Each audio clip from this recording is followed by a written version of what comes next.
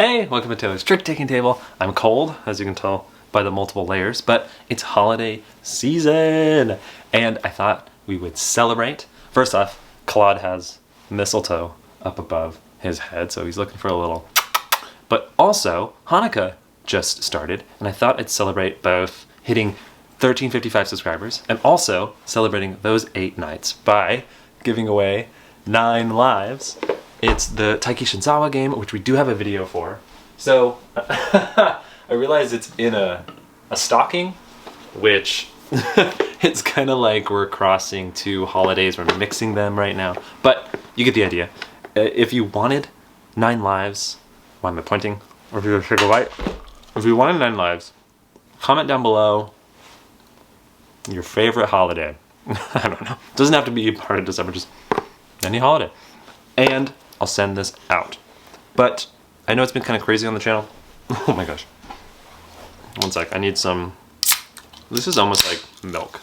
I feel like this is like a hip version of milk. It's like limoncello LaCroix. It's a little creamy, if you've ever had it. Oh my god. Forgive me. But it's been kind of crazy on the channel. A lot of traveling, a lot of vlogs. In fact, I went to PAX and I met Rodney Smith. Oh my gosh. But that'll be in that vlog later. For now, we need to get back to brass tricks where the months actually mean something. And I know we kind of skipped November and it's mostly through December, but more like November, because now in December we're going to do Dice-cember. We're going to be covering trick-taking games with dice. And the first one we're going to be doing is Operation Master by Toiro, I believe. And the hook is, when you play a card to the trick, everyone, follows suit. And then after everyone plays a card, starting with the lead player, they play a die to that card. And the number of pips on that die, then increase the rank of the card you just played.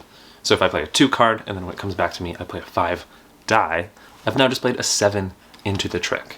Really cool concept. It gives a lot of rank manipulation in a cool way. So let's go to the table and I'll show you how to play. The deck in Operation Master is 5 suits, numbered 1 through 8. In 3-player, you'll take out the 1s and 2s of each color. Here we have the game set up for 4 players, so each player is going to get 3 cards, a VP area card, a dice area card, and then this, which is a score card, which they'll keep track of their score using one of the color dice of their color. Also, each player is going to get dealt 10 cards, and on the backs of these cards, you can actually see the suits of the cards, and then here are the fronts, which have the ranks and a place to put a die, which I'll explain in a little bit. Also, players will be given the same number of dice as they have cards in that same color. So if this person right here, they had 3 red in their hand, 3 orange, 2 purple, a green, and a blue, they're going to get that many dice, they're going to roll them, and then put them into their dice area. So the starting player is going to be the person with the most 1s in their starting dice area, which is this person right here. So Dexter is going to lead to the first trick. So they can play whatever card they want. So maybe Dexter plays this 1 purple. So it is a must-follow game, and looking over, you can just see whether players can follow suit or not, interestingly enough. And it's funny because they all have 2 purples each. So the Rubik's Cube player will play the 4 purple, and then coming to the mouse, maybe they just play this, and then finally the Kramer die plays a 7. After everyone plays a card to the trick, the interesting part of this game is, starting again with the lead player, they're going to add this same color die to their card. Dexter has a choice here. They can play the 2 or the 6. If they play the 6, this will be a 7. They'll still be losing it, and maybe they want to do that for certain reasons. We'll get into that later. They're just going to play the 2. So now they're playing effectively a 3 into the trick. This player over here plays a 1. This player has an 8. And both of their purples are 2s, so it doesn't really matter what they pick. And finally, this player has this situation where whatever they pick, they're going to be winning it. So maybe they pick their lower one just for now. The winner of the trick is whoever played the highest in the lead color, so if you're offsuit, you can't win. If there is a tie, it's just whoever played later.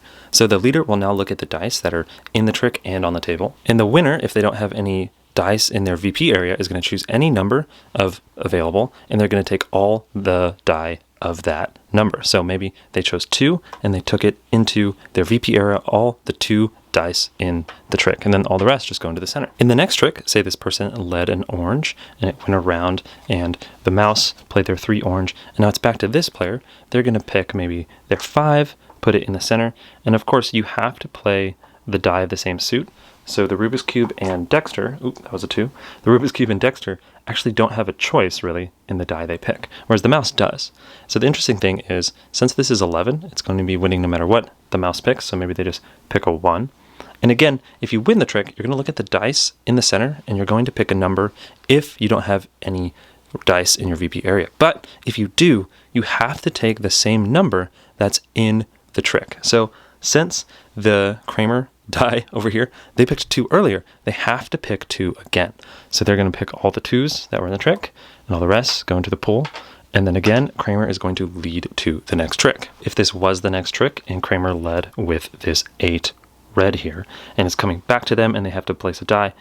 Again, this isn't maybe the smartest move, but maybe they played that 6, and as you can see, this is kind of forced. Obviously, this player right here could choose what they want. Maybe they do pick that 3, and this is forced. You see the highest card played, which is Kramer here with the 14.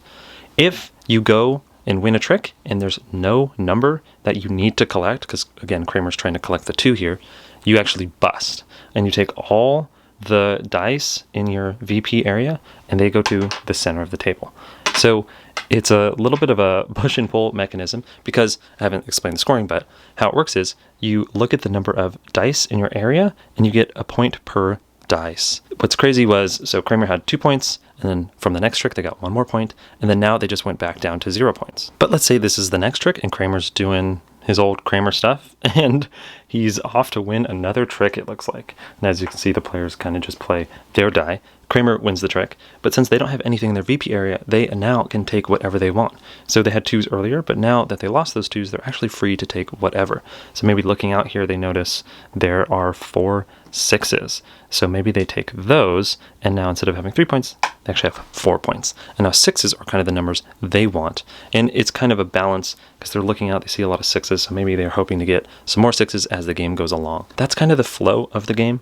Like, let's say in the next trick, Dexter won something, and these were the dies out there. They could take 3, and so players kind of set what they were going for in a very open fashion. It's kind of revealed as the play goes along. So there's suit backs, there's dice. It's a bit of an open information game for sure. Fast forwarding to the end here, as you can see, some things got moved around, like the mouse went for 4s, and Dexter actually swapped in and started going for 6s near the end. Pretty wild stuff. At the very end of the round, you're just going to count the number of dice in your area, and you're going to get that many points. So Kramer over here would get 7, Dexter got 2, and then Cube sadly got 0, and Mouse got 4. If you ever were to cross the 0 spot, you just tick up your die to the next spot and keep going. Then you're going to shuffle and redeal, and no matter the player count, you'll play 3 rounds. Whoever has the most points at the end wins. There is a variant that has actually powers in the game depending on what die you put onto your card. So for example, if Kramer was leading to the trick and they drop their card and they play that 4 orange, the trick would go around, and then when it came to them to put on a die, depending on the number on that die, triggers a certain effect. So each player has this kind of player aid that gives a list of effects depending on the number of the die. So looking at 1 here, which is the one they put on there. I'm so sorry, it's hard to read. So it says picking one of the dice in the other player's dice area, you can change its upper dots to any number you like. So it's kind of a take that moment. So the second I put this on, I can go over to, maybe Dexter has this dice over here, and I can pick any of these and just change it to whatever I want. Maybe that helps for what I'm going for. Maybe I change it to a 6, so that if I do win this trick, I'll grab a 6. There are some other ones, like pick one of the dice in your area, change it to whatever you want. You can turn a dice upside down. You can subtract 1, 2, or 3, or add 1, 2, or 3. Just various powers that, when you place them on, they move the dice and the dice value in both your area and the other player's area. So it kind of adds a little dice manipulation into the game. But so that's how to play Operation Master. So that's Operation Master, and it's an interesting game. I love the concept of mitigating your cards with the dice that you roll. It is a bit limited in the gameplay, but it's a lot of trying to read off what the other players are doing. In fact, this game almost has a ton of open information. So back when we covered games like Sharpshotting, or Lose, or whatever, especially Lose, where you're bidding on how many tricks you think you're going to take, when you can see the cards' backs and get that information, it's always fun for the players to use that to their advantage. And this game, when there's just so much information out there, it's funny because the game, it goes from being like a calculatable thing, where you take that information, you kind of try to bank on it, but still it's like trick taking, to almost like I'm just realizing maybe it's a bit of the theme here because it's kind of like computer boards and such, but it almost turns into like a programming game. There's so much, especially with the scoring, there's so much to the game where it's, okay, if I do this, then they'll do that. If I lead this, they only have one in that. And then if I lead this, they don't have that suit, so then I can win this. And it's so much like if this, then that in the game that I find, because I'm a programmer in my other life, in my current life, that it almost feels like that. It feels like I'm doing like a logic puzzle, one of those like code golf exercises. I see like through the trick taking of the game, and it almost is just like this strange puzzle that kind of boils down to maybe a few different decisions in the game, but most of it like a calculatable thing, if that makes sense. So I've been at the table where sometimes players just don't have the agency to have many decisions in the game, and that can feel tough. And then I've been at the table where you're given like the full reins of the game.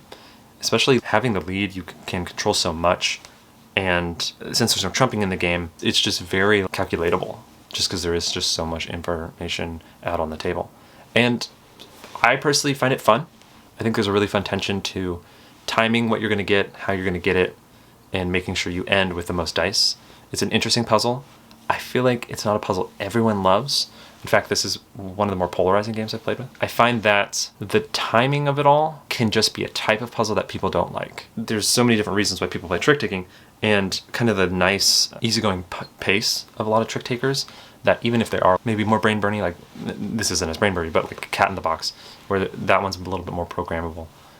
This is almost all of the programming parts of Cat in the Box without the trick taking, if that makes sense. And just very much a puzzle that you have to sit there and kind of work out.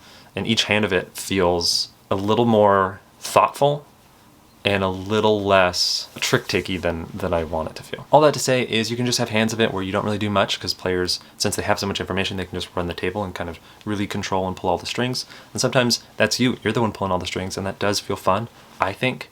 Sometimes even when players do have that control, they don't find that fun.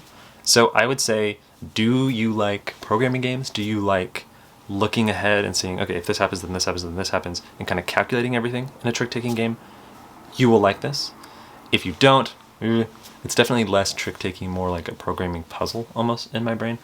But of course, you still get those trick-taking elements where someone will throw a wrench in your plan, or they'll, when they get lead, force you to do something that you weren't expected. So there's definitely some tactics and stuff, but it almost seems like a planning game first and foremost. So then getting back to the other version of this game, which is I feel like half of the game, is the variance, where when you put a die on your card, it triggers a power. That is rough. I don't personally like it very much, because it has, first off, it has Take That, which isn't my favorite. The one die can like make anyone else's die change to whatever.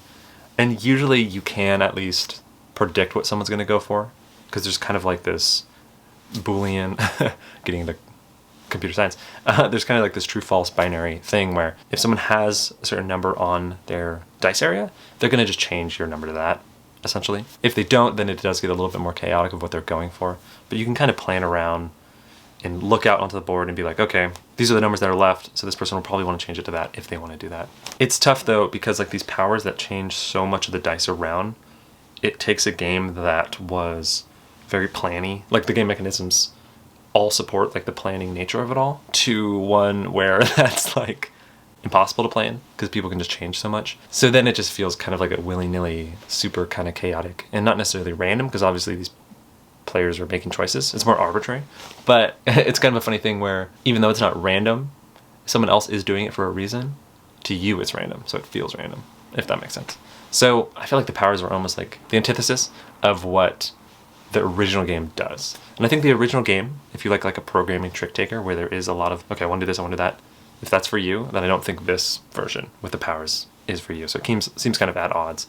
And I don't even know if anyone who likes kind of more randomness would like the base game anyway, because it is so programming, and some of it is still there in that random kind of power setup. Especially because the random power setup takes so much longer.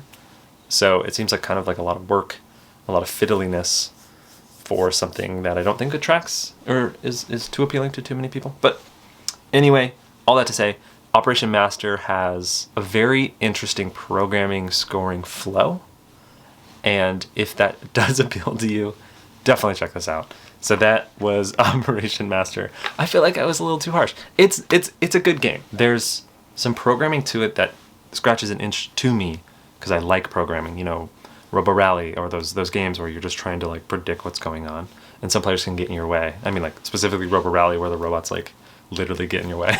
But I think it's a little bit stepped away from trick taking.